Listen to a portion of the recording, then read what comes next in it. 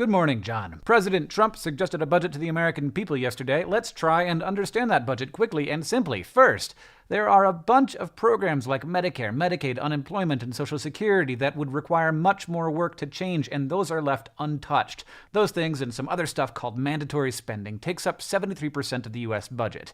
These blocks here represent the $1,064 billion that is discretionary spending in the U.S. Every block is $1 billion, so there's 1,064 blocks on this page. Let's look at how things stand today, keeping in mind that this is just the 27% of the budget that is discretionary. About 590 blocks are the military, more than half the total. Health and Human Services is 84 blocks, Veterans Affairs is another 75, Education 68 blocks, Housing and Urban Development 47, Homeland Security 41, State Department and International Aid 38, Energy 30, Agriculture 23 blocks, NASA 20, Transportation 18, Labor 12, Treasury, which is like the IRS and some other stuff, 12 blocks, Commerce 9 blocks, the EPA is 8 blocks, the Corporation for Public Broadcasting half a block, and a bunch of other tiny stuff that adds up a little bit.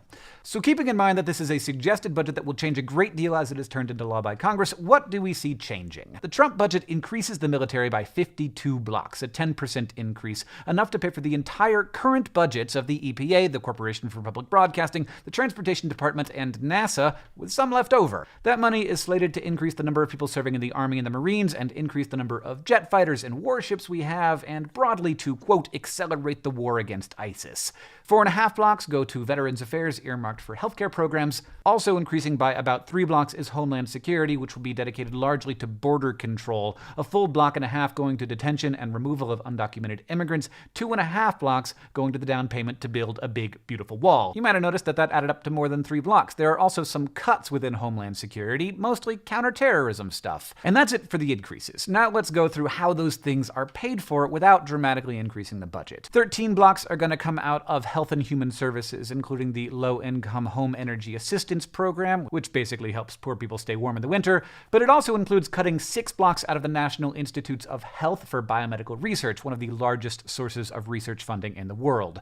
11 blocks are to be eliminated from the State Department. International aid would be largely gone, climate change initiatives at the UN would lose all their funding, and U.S. contributions to UN peacekeeping would be reduced. The Department of Education loses more than 9 blocks, which will eliminate college scholarship programs for the poor, federal work-study programs, and before and after school programs for low-income kids. An increase of $1.5 billion within education would go to a private school voucher program. Almost 5 blocks come out of a bunch of different programs inside the Department of Agriculture, including international food aid, rural development, and conservation funding. More than 4 blocks are eliminated from Housing and Urban Development, which includes funding for Meals on Wheels, affordable housing, and anti-poverty programs. 2.5 blocks come out of the EPA, a total of 30% of its budget, the hardest hit of any agency by percent. 3,200 jobs and 50 agencies would go, as well as funding for the Clean Power Plan, regulations designed to curb greenhouse gas emissions. 2.5 blocks come out of the Labor Department, mostly by eliminating job programs for seniors, poor young people, and the unemployed. $1.7 billion is taken out of the Department of Energy. The $1.4 billion of DOE funding will also be moved internally and put toward increasing management of our nuclear weapons arsenal.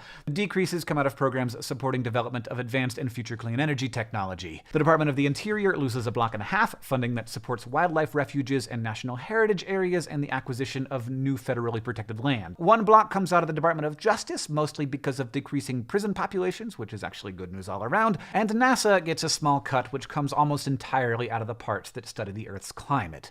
Oh. What's that little block over there? That's probably not important, right? Just 1 block? That contains, oh yeah, the entire National Endowment for the Arts, the National Endowment for the Humanities, the Institute of Museum and Library Services, and the entire budget for the Corporation for Public Broadcasting, which supports public TV and radio. All those things, all together, 1 block under Trump's budget, they don't exist anymore. That is basically, very basically, because there are thousands of programs within these departments, and knowing which ones do what is not going to fit into a fun little YouTube video, but basically, what this budget asks for. And now it goes off to the House and Senate to get argued about tirelessly. There is a lot in here that many or even most think is worth fighting for. An enormous amount of lost funding for scientific research, both in clean energy and medicine, a lot of lost funding for resources for the elderly and disadvantaged populations, an almost wholesale elimination of international aid, and pretty much anything to do with climate science is just gone. In reality, Congress is going to have huge problems with this budget, and if Trump's tax cuts are taken seriously, seriously, even with these budget cuts, it will be an extremely unbalanced budget. That's all I got. I counted to 1,000 a lot today. John, I'll see you on Tuesday.